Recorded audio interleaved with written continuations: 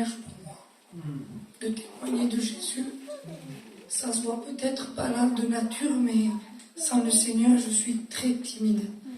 Et quand c'est question de raconter ce qu'il a fait dans ma vie, je retiens rien parce que tout est pour lui. Je suis une témoin vivante qu'une vie brisée, une vie sur laquelle personne ne mise, que tout le monde rejette, mais Dieu peut en faire quelque chose de merveilleux. Je ne suis pas comme la sœur du peuple gitan. Je ne connaissais pas l'évangile. Dès que je suis née, mon père m'a abandonnée et ma mère n'avait que 17 ans et ne se sentait pas la force de m'élever. Dès ma naissance, on n'a pas voulu de moi. J'ai été élevée par mes grands-parents qui ont essayé de me donner l'amour qu'ils pouvaient, mais comme c'était des sédentaires, ils travaillaient beaucoup et ils n'étaient jamais là. À l'âge de 8 ans, je pouvais rentrer seule de l'école. Je ne sais pas ce que c'est une fête d'anniversaire. Je ne sais pas ce que c'est les bras d'un père ou les bras d'une mère. Mais ce que je sais, la seule chose qu'on m'a appris, c'est l'existence d'un Dieu. On me l'a mal présenté en premier. Ils étaient catholiques.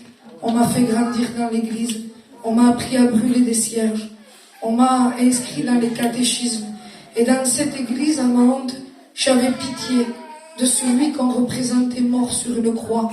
Et je disais, le pauvre, pourquoi ils lui ont fait tant de mal? Voilà ce qu'était ma connaissance d'enfant. Et je mettais espoir. Quand vos enfants, vous leur donnez 2 €, ils vont peut-être acheter des bonbons. Ben moi, j'achetais un cierge et je l'allumais pour que Dieu entende ma prière.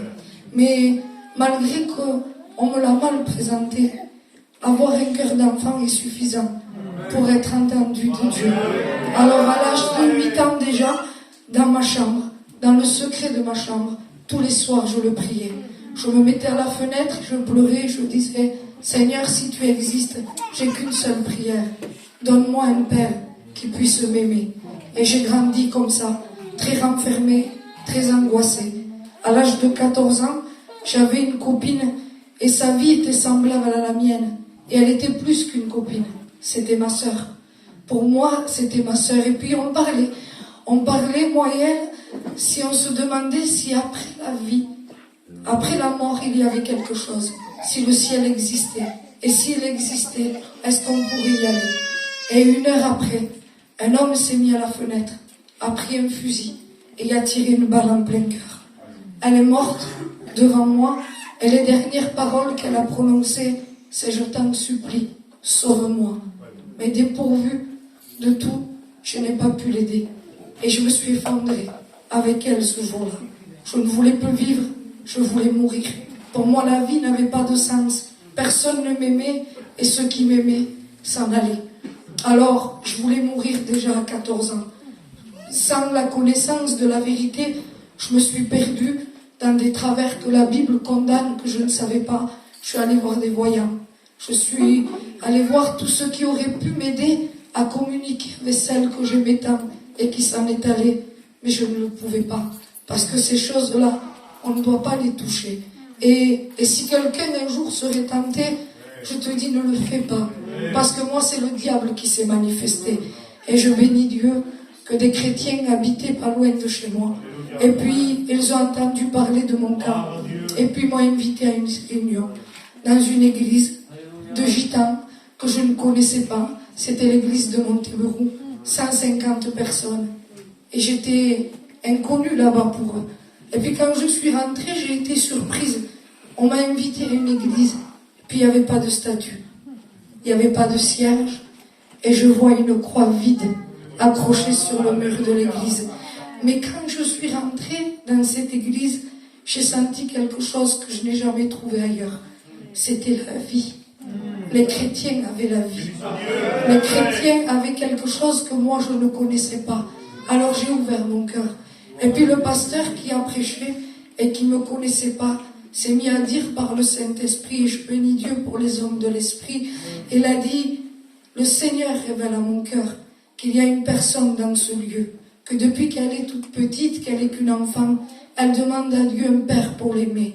Et Dieu te dit aujourd'hui qu'il veut devenir ce père pour ta vie. J'ai compris ce jour-là que la vérité, elle était là. Et quand j'arrive à ce temps de mon témoignage, tout le monde dit Amen, parce que j'avais la solution pour ma vie. Mais malheureusement, je ne l'ai pas saisie.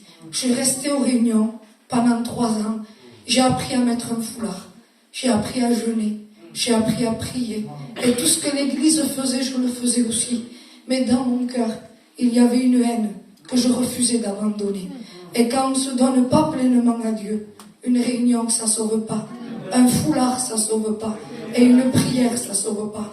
Ce qui change une vie, c'est une vie entièrement consacrée à Jésus. Et puis moi, j'aimais ce Jésus qui me sauve, ce Jésus qui m'aime, ce Jésus qui apaise mes angoisses.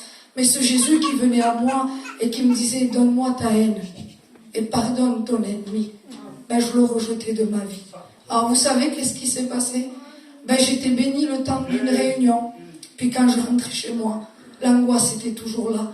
Alors, je ne voulais pas lâcher Dieu, mais je ne voulais pas vivre pour Dieu. Alors j'ai cherché une autre solution. Le diable est venu souffler à mon cœur. Tu sais où tu trouveras le bonheur? En fondant un foyer et en obtenant tout ce qu'on t'a jamais donné. Alors j'ai même demandé conseil au Seigneur. Avec qui je dois me marier, Seigneur? Et le Seigneur m'a guidé vers mon compagnon qui est là.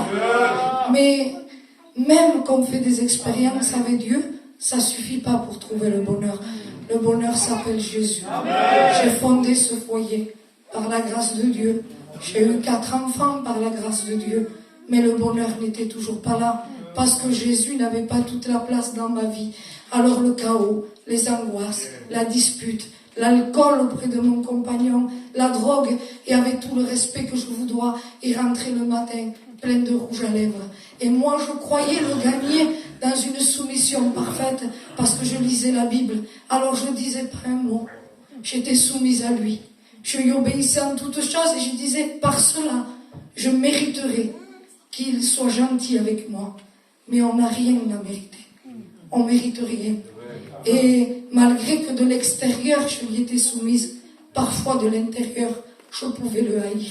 Parce que j'avais mis tout mon espoir sur lui, sur mon foyer. Mais il est limité. Il n'a pas pu me donner ce dont j'avais besoin. Alors un jour, j'avais prévu de me suicider. J'ai pris beaucoup de cachets dans mes mains.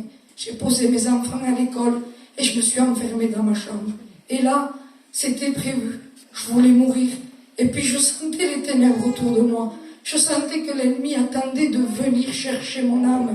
Et il me disait, vas-y, enfin tu trouveras le repos. Personne ne t'aime et tu épuises les gens qui t'entourent. Et puis il était là en train de m'écraser. Et pour la première fois de ma vie, j'ai prié comme Dieu le veut. J'ai crié à Dieu comme Dieu le veut. J'ai pas parlé de mon père, de ma mère, de mon mari, de toutes mes misères.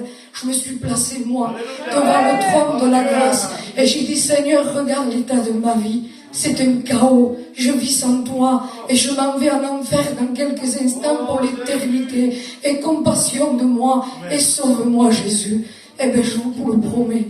Simplement là, dans le secret de ma chambre, la paix a envahi mon âme et Dieu m'a convaincu que ma prière avait touché les cieux. Je suis retournée à une réunion, mais différemment. J'ai dit, Seigneur, viens convaincre ma vie de pécher maintenant, parce que je me vois comme une victime. Je ne me vois pas coupable. Moi, le coupable, c'était mon mari. Le coupable, c'était ma mère. Le coupable, c'était mon père. Qu'est-ce que j'avais fait, moi? Qu'est-ce que j'avais mérité, moi? Mais j'ai dit, Seigneur, si tu es mort pour moi, convainc-moi. Le Saint-Esprit a visité mon cœur et d'un amour inexplicable, il m'a dit, ma fille, ton plus grand des péchés, c'est que tu vis sans moi. Ce jour-là, je lui ai demandé pardon. Timide que je suis, j'ai prié à haute voix, j'ai crié de tout mon cœur. J'ai dit, je te demande pardon, Seigneur. Je te donne ma vie, je te donne ma haine. Je te donne tout, Seigneur. Prends tout et apprends-moi ce qu'on m'a jamais appris. Apprends-moi à vivre avec toi. Ma vie a changé ce jour-là. On me dirait, qu'est-ce qu'il a fait? Ma mère, je la connais, mais elle n'est pas mère. Mon père est mort l'année dernière sans vouloir de moi. Et quand je suis rentrée chez moi, mon mari était toujours un alcoolique. Mais Jésus habitait en moi. Amen. Jésus avait tout soigné. Jésus avait tout guéri. Jésus avait tout rempli. Il a arraché ma haine. J'ai vu que le pardon était un miracle. Il ne dépendait pas de moi. Il a mis le pardon en moi. Il m'a appris à aimer ceux qui m'ont brisé. Il m'a appris à prier. Et il m'a appris qu'une épouse, c'est pas seulement être soumise selon la chair, mais selon l'esprit.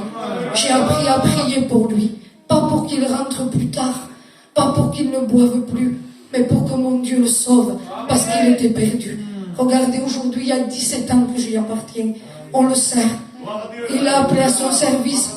On part la semaine prochaine au Maroc parce que Dieu nous a appelés missionnaires. Voilà ce que Dieu fait d'une vie que tout le monde rejette. Ceux qui ne veulent pas de toi, il y en a un qui veut de toi et il s'appelle Jésus. Amen.